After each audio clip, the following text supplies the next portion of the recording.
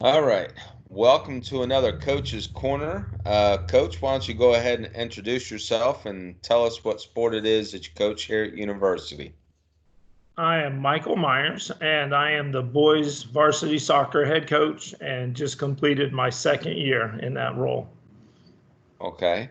And well, you just said how many years you've coached here at university. How many total years coaching soccer do you have? I coached varsity soccer in Atlanta for 2 years in the early 90s. So I only have 4 years of coaching varsity high school soccer, but I actually have almost 35 years of coaching soccer overall, whether it was Okay. club soccer, things Right, like right. that. Yeah. And it's kind of, to me, it's kind of a little bit interesting. You were actually tabbed to coach something else at our school when the soccer opening came up, weren't you? Yes, I did one season. I was I guess I was hired to be the JV boys soccer coach during the season. I remember I was hired the day before the first game and just ran Right. out, watched the practice and did that. And then towards the season they didn't have a girls tennis coach. And so they asked me if I would do that. So I ended up doing that as well and coached the girls tennis for one season. And then when the boys soccer came open, it was decided that I had the choice of one or the other, and I chose the soccer. So Oh, right, right. And I know that you've got a pretty extensive competitive soccer career. Can you tell us a little bit about that? I was lucky enough to be on the very cutting edge of club soccer when it first started, when they stopped just playing at your local Y and you started the travel leagues. I was on the very first ones in Atlanta that started that and was lucky to play on a team that was one of the best in the state and went to some finals. And my high school team was one of the powers, and we won two state titles while I was there. My ninth grade year, I admit I did not make it on the field in the state title game. And then my senior year, we went undefeated. But unfortunately, again, during the season, I broke my ankle, did what some young kids do, and tried to come back too soon, and then tore the ligaments and missed that title game as well. But Uh, I still have my plaque and my trophy and great remembrances of the part I was of it before then. So then after that, I was able to play in college for 2 years, played a year of semi pro, and decided I'd had enough of it at that point. okay. And yeah, I know that you were at the top of your game and at the top of the list as far as a soccer player. And I know that you know we're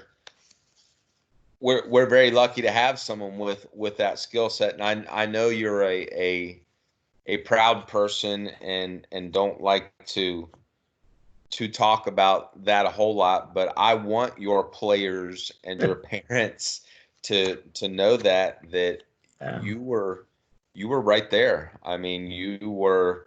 I mean, I know Pele's a big name for those of yeah, us of our generation, but so maybe you weren't Pele, but no. you were you were definitely there.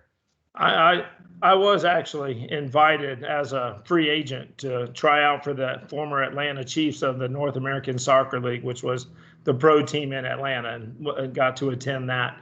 Didn't make it though, but I was out there playing with a number of the guys from the team, and I was lucky enough when I was coaching a junior girls club team in Atlanta. I coached the daughter of a couple of Atlanta Chiefs players.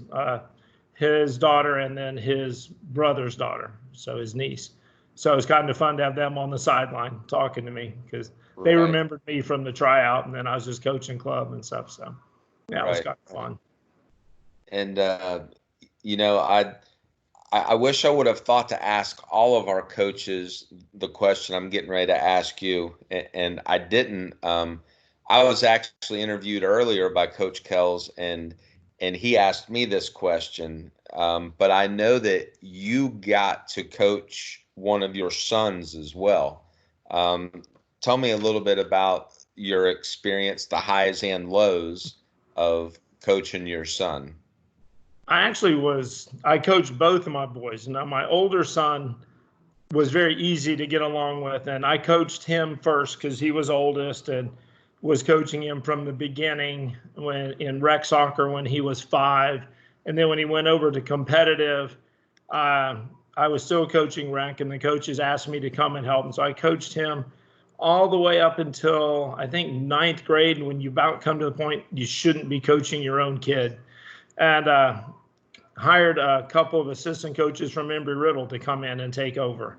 And that was awesome because I was able to learn from those coaches, and he got a different point of view, and it was awesome. But he was a kind of, I actually taught him in my classroom as well when he was in 8th grade, because I was the gifted math teacher and he was in the gifted program, and he had no real place to go but my class, and I could do it. And my younger son, I coached for a little while and I couldn't do it. One of the memories everybody has is I tried to get him off the field and he wouldn't come off the field, and I walked onto the field and dragged him off by his ankles during a game. And so that's about the last time I can coach you. I even got out of gifted for that year just so I didn't have to teach him, because I knew I'd have lost my job if I had him in my classroom. And you mean that with love. I know how you mean that. You mean that with love. Yeah, I definitely know how you mean that. Well, we're getting off track here, so I'll try and get back on track with the questions. And you've probably already kind of answered this question, but where did you grow up at? I did grow up in Atlanta. I was born up north, and my dad's a college professor, and he was a professor at Georgia State University, which is where I went to school and played soccer. It was at the time, the University of Georgia still does not have a soccer team, and Georgia State University did not have a football team. So a lot of people see me walking around wearing Georgia stuff because I was a huge Georgia Bulldog fan, even though I didn't go there because they did not have a soccer team for me to play on. So okay. And that confuses some people. Like, why do you wear Georgia? And you didn't even go there. You know, we didn't even have a football team. I tell you, it was a real school. Didn't even have a football team. It was all about education. Right. And as a youngster, like before high school, what sports did you play? I played soccer and tennis. I was fortunate enough to also be a ranked tennis player as a kid. I played in tournaments and developed a ranking, and soccer was my true love, though, the one that I wanted to do. And in high school, they were actually they had the same season, and so I could not play both. And we actually won the state title in tennis on the exact same day we won the state title in soccer. Oh, so wow. We had, again, I was at a big high school, and I would have been the 5th ranked player on the team anyway, and which means I would not have played because we had kids that were number 1 in the state, 4 in the state, 6 in the state, and like 8 in the state. We're just a powerhouse. Right. So wasn't really that difficult of a choice. Right. When I was young, but then when I was in college, my whole thought was I was going to be a pro soccer player.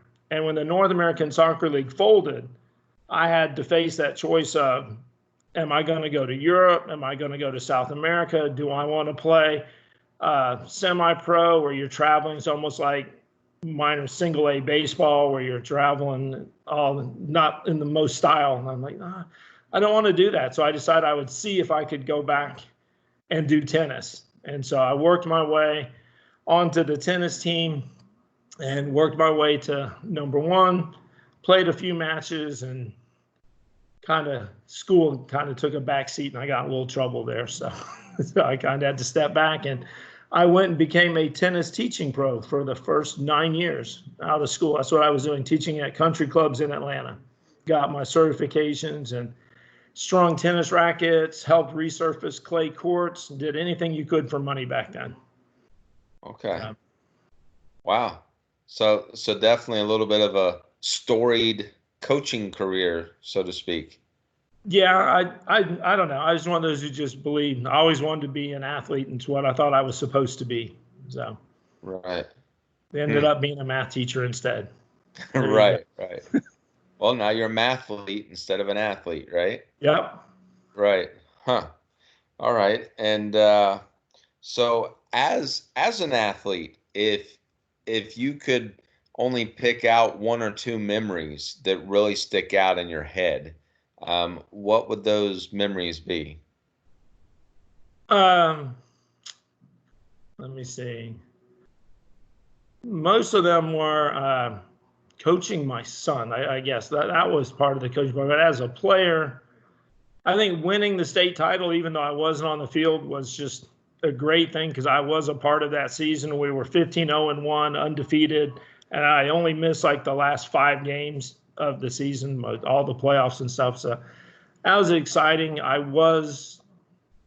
One of my more unpleasant memories, I guess, was we were 15-0-1 because I did give up a penalty kick against Stone Mountain that gave us the 1-1 tie. That one was on me. The only blemish on the record was on me. So Wow.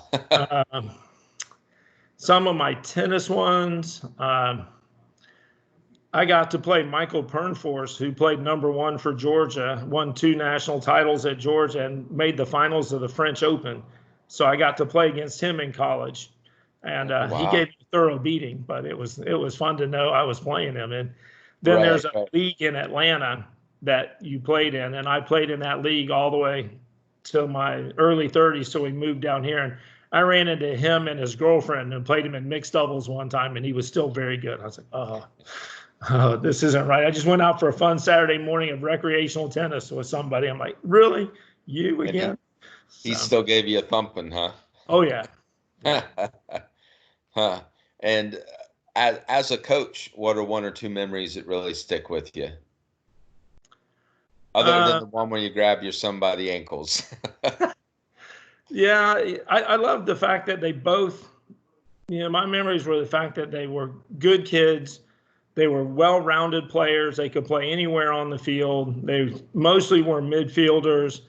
And my younger son actually grew in high school to a height of 6'5", and they moved him to center back and was doing really well there. My older son did play in college till he tore his ACL 2 years in a row, and that ended his career. And then my younger son tore his meniscus his senior year in high school. He played for Spruce Creek. Both my boys played for Creek. They were both on the 2 teams Creek has had that's ever been to the Final Four in the state. Both of my boys were on those teams that went at the separate times. Okay. And so that was kind of nice. But my younger son tore his meniscus his senior year playing against University. And that wiped out his senior year. And he missed a national tournament that he had qualified for. And then he tore it again that same summer. And so he was not able to play in college. He went to Emory University, but he didn't play. And my younger son played at Florida Tech, a Division II school down in Melbourne. Still loved the school, but he didn't. Soccer can be a lot rougher than we think it is, as the girls team would tell you this year as they went down to injury. Yes, definitely. Yeah. Huh. And what's one thing that you hope that your players get from being on a Coach Myers coached team? I want them to learn what it's like to play for each other, to be a team, to be a part of something, to want to play for everybody around them. It's not about what they do on the field. It's about the team and how it comes out at the end, and just what it means when you put it all together to be a part of something bigger than yourself, I think would be my goal. And winning always is nice, but it's nice just to be a part of something like that. Right. No doubt. And what's one of the best things about working at university? Let's see. The best thing working about it. For one, on the slide, it is a beautiful campus. It is an absolute beautiful campus. Has really good staff, really good faculty. Administration's been great.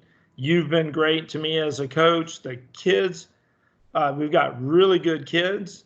For the most part, there's a lot of kids, and the kids that come out, they want to play. The parents have been awesome so far. I haven't had too many issues with that. Everybody's been supportive of the program, so it's been really nice that way. I've seen schools where it was less, so it's nice to have a community that is behind them. Right. That is nice. And to your athletes, the parents, the community, whoever might watch this, what would you like to say to them? Right about now, I would say I hope that they're all safe and taking care of themselves. And, I know I miss soccer. I used to love watching soccer. Every Saturday morning, you'll see me propped in front of the TV watching European soccer and studying it and watching it and going to games. I'll go watch kids my wife's an elementary school teacher and her kids will play soccer. High school, I'll just go watch soccer and, it'll be back and we'll be back. Right. And we'll be doing normal stuff eventually. But until then, we just got to be safe and be careful. Yeah, we do. And then here's the question I've been asking everybody. If you could have dinner with any 4 people, dead or alive, who would they be and why? Who would they be and why? Any 4 people. I would have to say, any 4 people. I'm going to go with Pele, the famous soccer player, Pele. I have a dog named after him. Okay. So Pele. I'm going to go with Robert Kennedy, John F. Kennedy, Robert and his brother. I think the whole family. I think probably, yeah. I think John F., I guess, was the one I was thinking of first, the president, just for the times he was in and what he did. So I think it'd be interesting to have discussions about what it was like. I was only a year old when he was assassinated, so I don't know that much other than what you read. So it'd be nice. Right. My mom can tell me about it, but the firsthand conversation would be awesome. Yes. I think Arthur Ashe on the tennis side. I think one of the greatest soccer name or tennis names to know of. What a guy that he was and what he did. The barriers and obstacles he had to face too. Yes. And then my idol growing up, the bad boy John McEnroe. For some unknown reason, he was my idol growing up. Oh. Yeah. That would be an interesting 4 for sure. Yep. Especially McEnroe and Arthur Ashe, or even McEnroe and Pele. Yep. That, or heck, McEnroe and Kennedy. I mean, yep. Heck, McEnroe and anybody. I mean, it'd be interesting. Yeah. So, Coach, do you have anything that that we didn't address that maybe you wanted to say or? No. Okay. I think we got it. So. All right. Well, I appreciate your time and good luck with the rest of your therapy. I know that that therapy's no fun, but and for those people that don't know, I'm talking about his shoulder surgery. He had shoulder surgery. That was hard for me to get out if you couldn't tell. No. But hopefully we'll see you on campus here before too long. Hopefully. And we'll get back to playing some soccer. So thank you for your time, Coach. Thank you, and we'll see you later.